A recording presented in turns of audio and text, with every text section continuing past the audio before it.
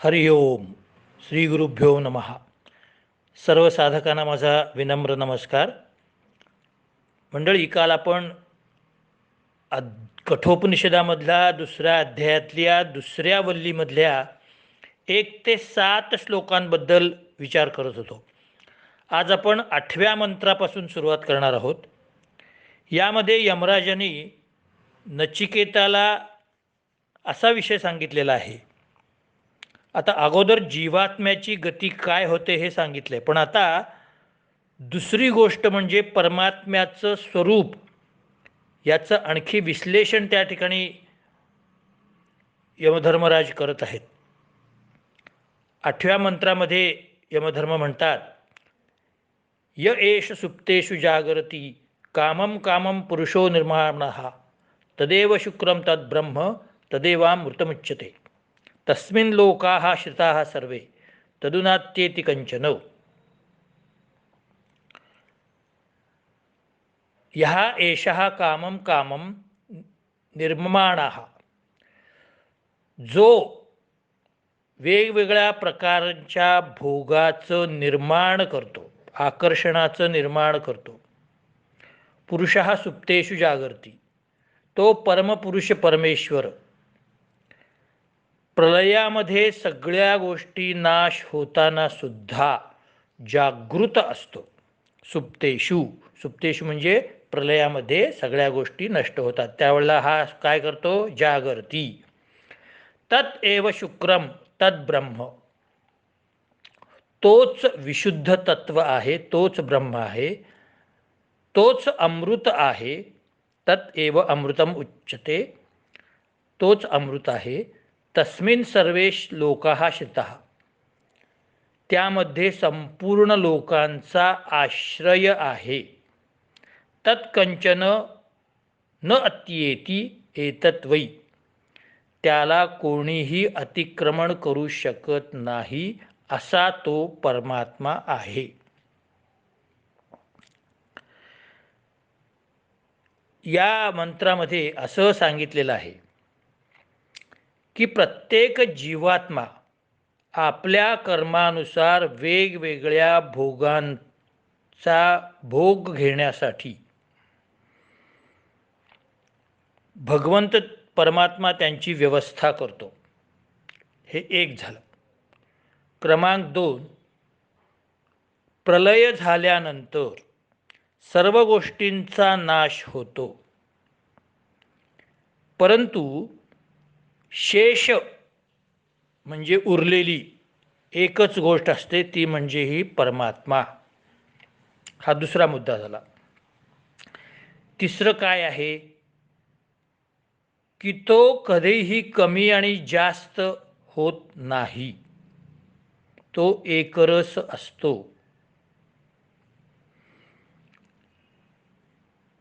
चौथा मुद्दा काय?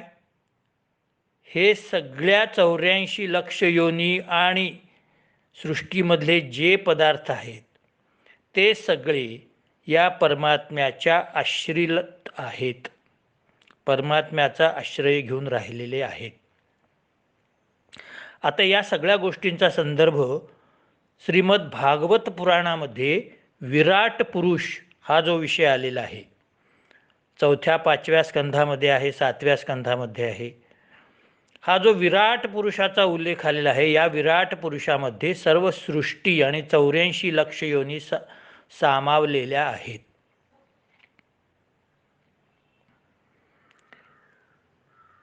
आणि सर्व लोकांचा तो आश्रित आहे, म्हणजे सर्व लोक त्याचे आश्रित आहेत, त्याचा आश्रय घेऊन राहिलेले आहेत. हे जो महापुरुष जाणतो तो परमानंद स्वरूप प्राप्त होतो.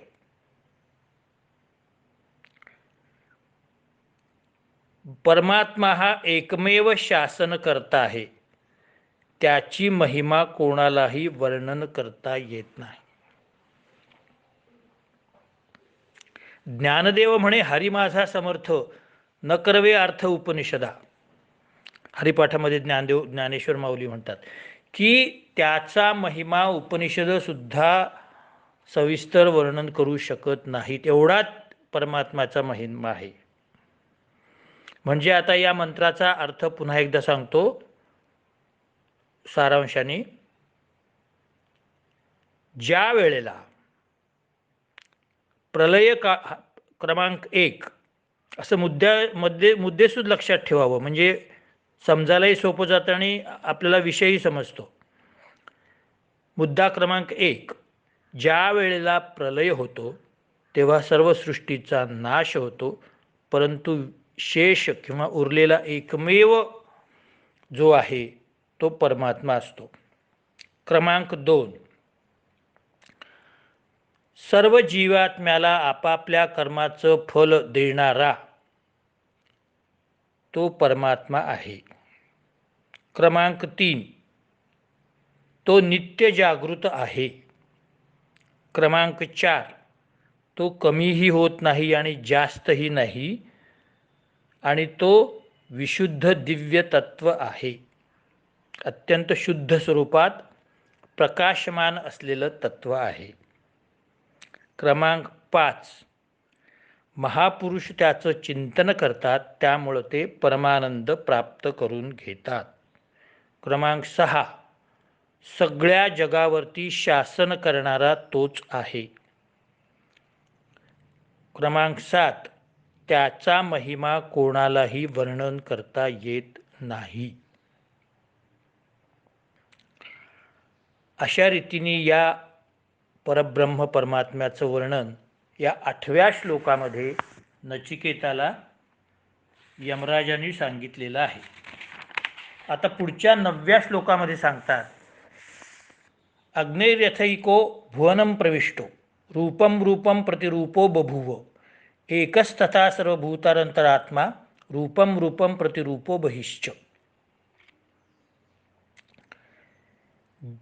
यथा भुवनं प्रविष्ट, ज्या प्रकारे सर्व ब्रह्मांडामध्ये एक अग्नी आहे, रूपम रूपम प्रतिरूपहा बभूव, तो अग्नी वेगवेगळ्या रूपामध्ये आहे, तसाच हा भूतरांतरात्मा सगळ्या प्राण्यांमध्ये वेगवेगळ्या पद्धतीने आपल्याला दिसतो. आता या 9व्या मंत्रामध्ये यमराजांना असं सांगितलं आहे, किती व्यवस्थित छान उदाहरण दिलं बघा त्याने, सगळ्यांना समजेल असं. अग्नीची आपण वेगवेगळी रूपं बघतो. यज्ञामध्ये होमामध्ये अग्नी वेगळा असतो, चुलीवरचा स्वयंपाक करतानाचा अग्नी वेगळा असतो, जंगलामध्ये वणवा पेटलेला अग्नी वेगळा असतो, गॅसवर स्वयंपाक करताना तो अग्नी वेगळा असतो,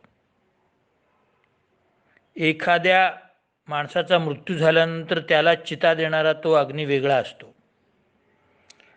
असे अग्नी निरनिराळ्या स्वरूपात आपल्याला दिसतात, पण अग्नी अग्नीच असतो.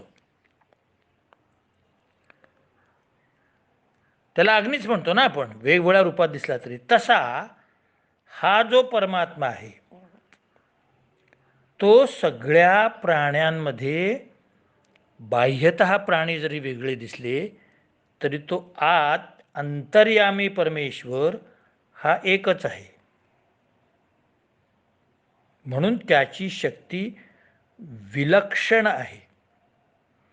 म्हणजे एवढ्याशा चिलटामध्ये सुद्धा तो आहे, तर चिलटं केवढंसं असतं, पण त्याच्यामध्ये सुद्धा तो आहे, आणि हत्तीमध्ये सुद्धा तो आहे.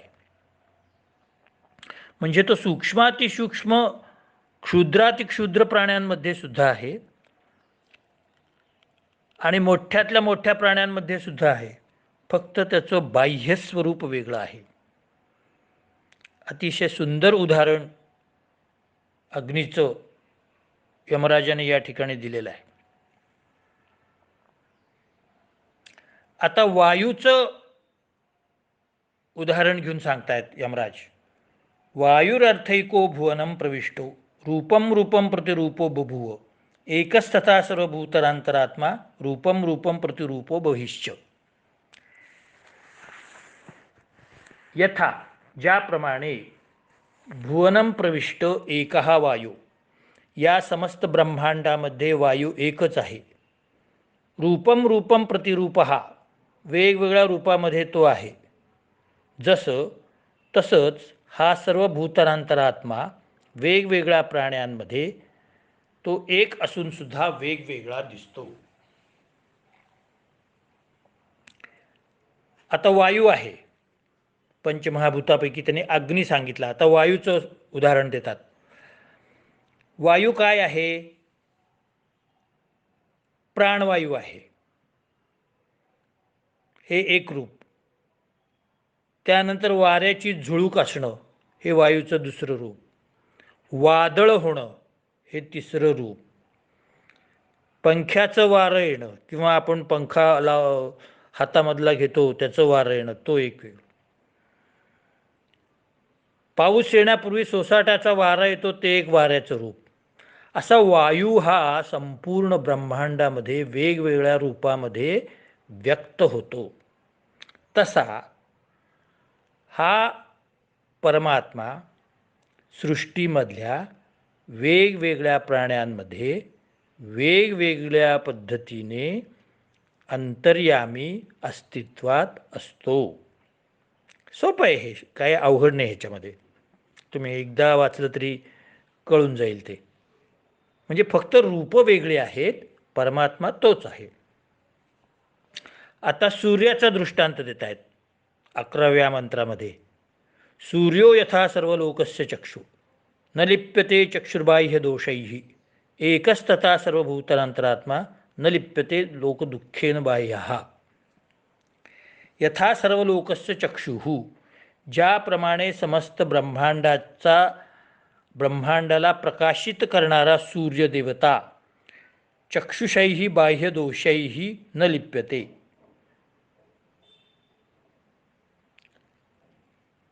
डोळ्यामुळे होणाऱ्या बाह्य दोषामध्ये लिप्त होत नाही.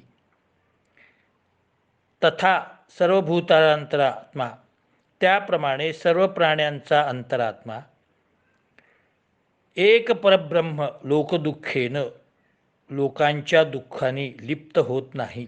कारण तो सगळ्यामध्ये असून सुद्धा त्याचं अस्तित्व पुन्हा वेगळं असतं.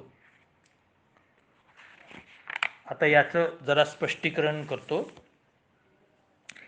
ज्याप्रमाणे एक सूर्य संपूर्ण ब्रह्मांडाला प्रकाश देतो, हा पहिला मुद्दा.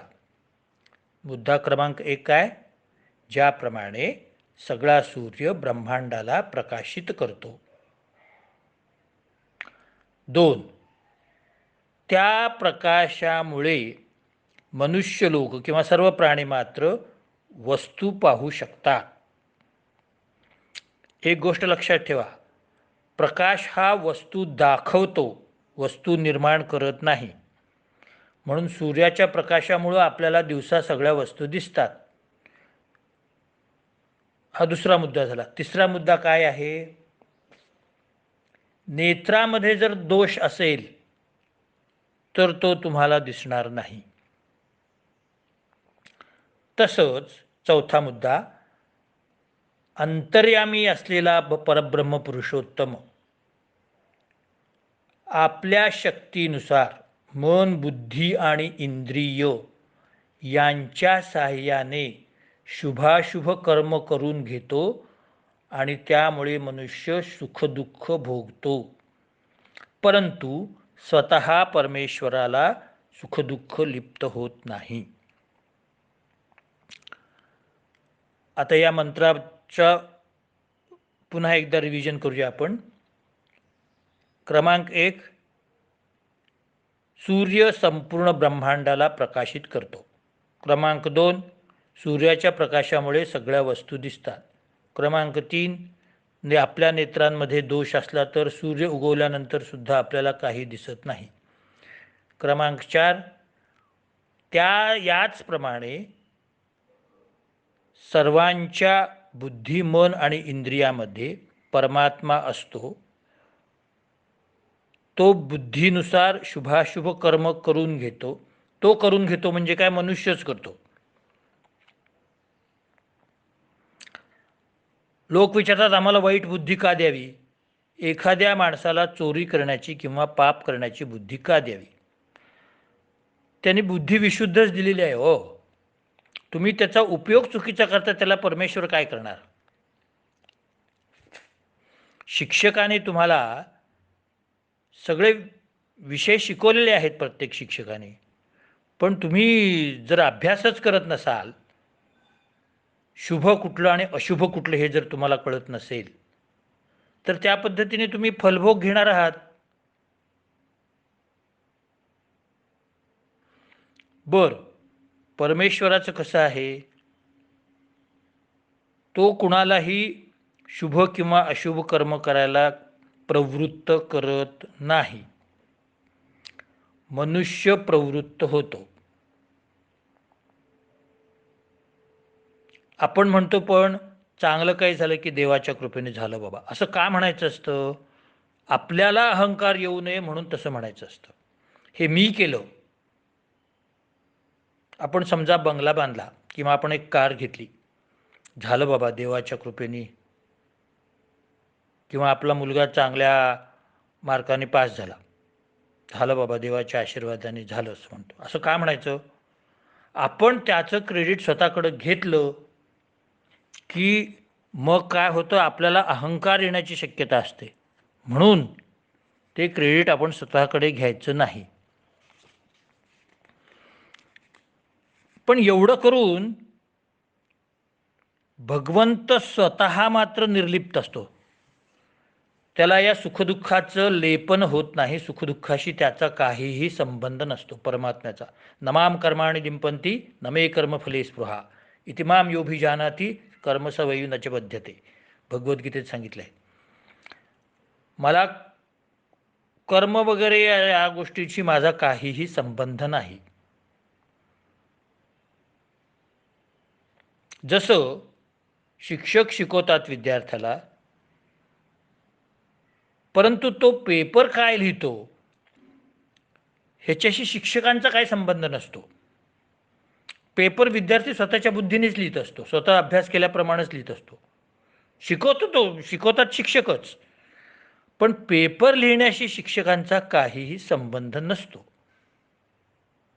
मग ज्यांनी जसा अभ्यास केला आहे त्याला तसे मार्क मिळणार. तसं भगवंताने तुम्हाला बुद्धी दिली आहे हो, इंद्रिय सक्षम दिलेले आहेत, मन दिलेलं आहे, बुद्धी दिलेली आहे. त्याप्रमाणे तुम्ही शुभ कर्म करा ना.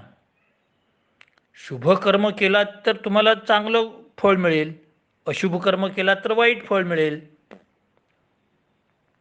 जसं भारतीय शासनाने काही ठरवलेले आहेत किंवा कोर्टाने काही कायदे आणलेले आहेत की अमुक एक गुन्हा केला तर अमुक एक, तुम्ही गुन्हा केला तर तुम्हाला शिक्षा होणार, चांगला वागला तर तुम्हाला सत्कार करतील लोक. तसं आहे. पण तुमच्या या कर्माचा परमेश्वरावर काही परिणाम होत नाही.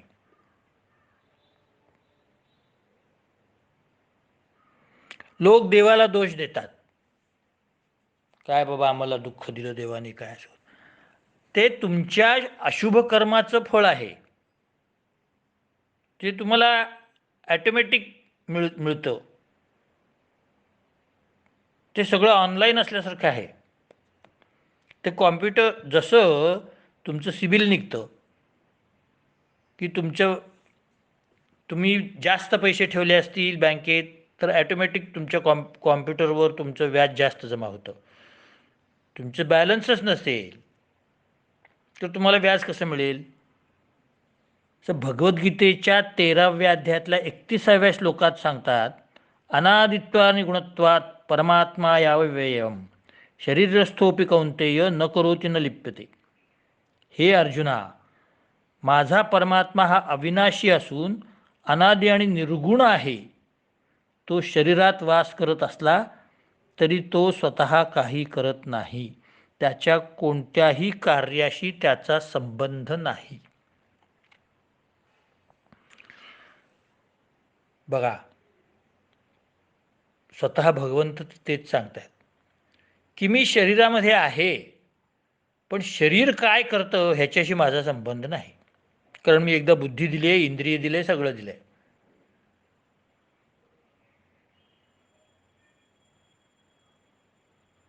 जसं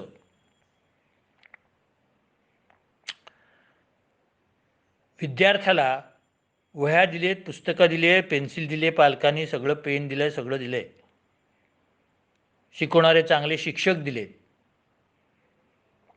पण विद्यार्थी अभ्यास करतो की नाही हे फक्त शिक्षक पाहतात.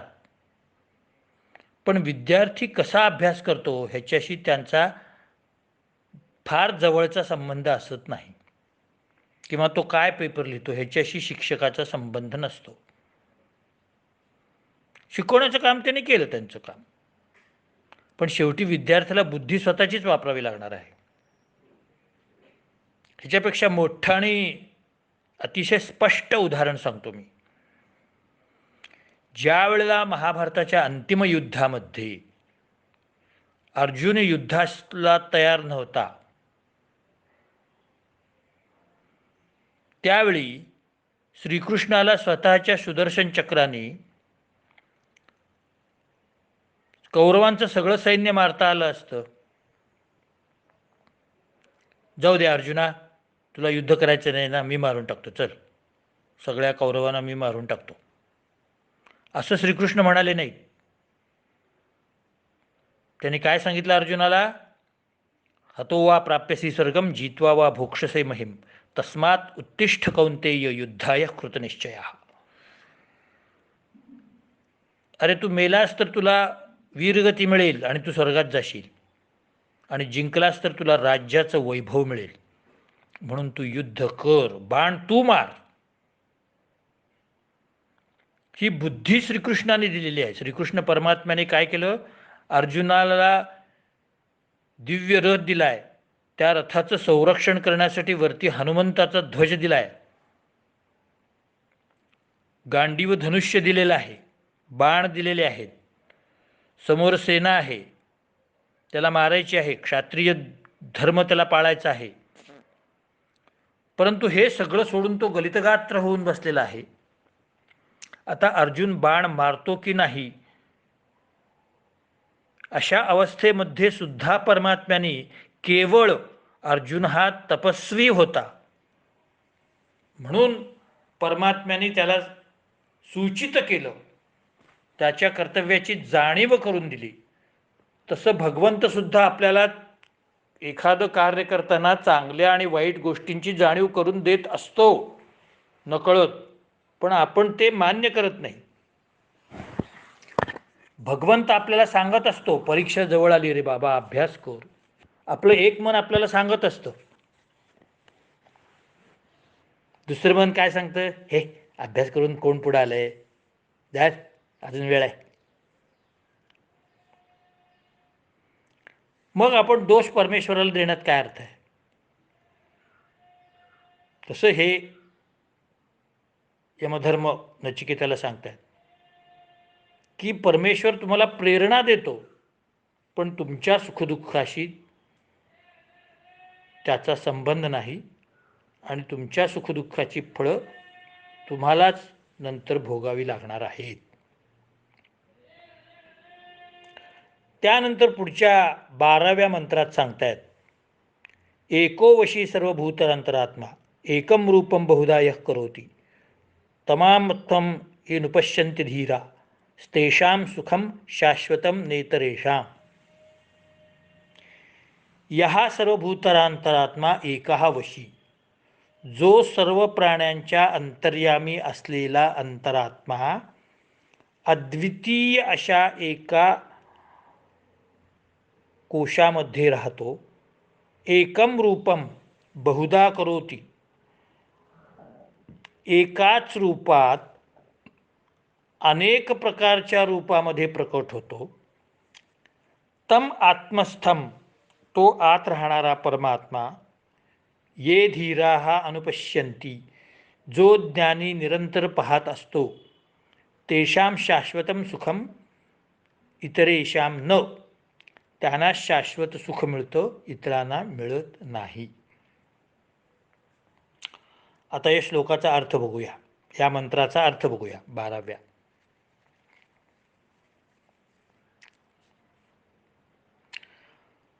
यमधर्मराज सांगतात, हे नचिकेता, सगळ्यांच्या हृदयामध्ये अंतरात्मा परमेश्वर आहे. हा पहिला मुद्दा. क्रमांक 2 काय? तो अंतरात्मा सगळ्यांचं नियमन करणारा आहे, कंट्रोल करणारा आहे. क्रमांक 3, तो एकच रूपाचा असतो, परंतु अनेक रूपात्मक आपल्याला भासतो. आपल्याला असं वाटतं की तो अनेक रूपामध्ये आहे, परंतु तो त्याचं रूप एकच आहे. परमात्मा हे त्याचं एकच रूप आहे, परंतु तो निरनिराळ्या प्रकारे आपल्याला भासमान होतो, भासतो. आपल्याला वाटतं की हा परमात्मा वेगळा, हा वेगळा, तो वेगळा. आणि ह्या क्रमांक 4चा मुद्दा, आणि अशा प्रकारचं ज्ञान ज्या महापुरुषाला मिळतो आणि तो आपल्या अंतरात्म्याला पाहतो, त्याला शाश्वत परमानंद मिळतो. एकदा तुम्ही तुमच्या मनाशी ठाम राहिलात की परमात्मा एकच आहे, संपला. तुमच्यामधलं कन्फ्युजन संपलं, तुमच्यामधला डायलेमा ज्याला आपण म्हणतो, द्वंद्व स्थिती संपली. परमेश्वर एकच आहे, संपलं. किती सोपं आहे हे. अध्यात्म उगाच अवघड करून ठेवले लोकांनी. काही विद्वान प्रवचनकारांनी, काही कीर्तनकारांनी हे अध्यात्म विनाकारण अवघड करून ठेवले. काहीही अवघड नाही. परमात्मा एकच आहे. तो मनुष्याच्या हृदयामध्ये असतो. तो सर्व ब्रह्मांडाचं शासन करतो. तो निरनिराळ्या रूपामध्ये आपल्याला भासतो, पण तो तसा नाही. तो आपल्याला शुभाशुभ कर्माचं फल देतो, परंतु या फलाचा त्याच्यावर काहीही परिणाम होत नाही. आणि हे जो जाणतो त्याला परमानंदाची प्राप्ती होते. बस एवढंच अध्यात्म आहे.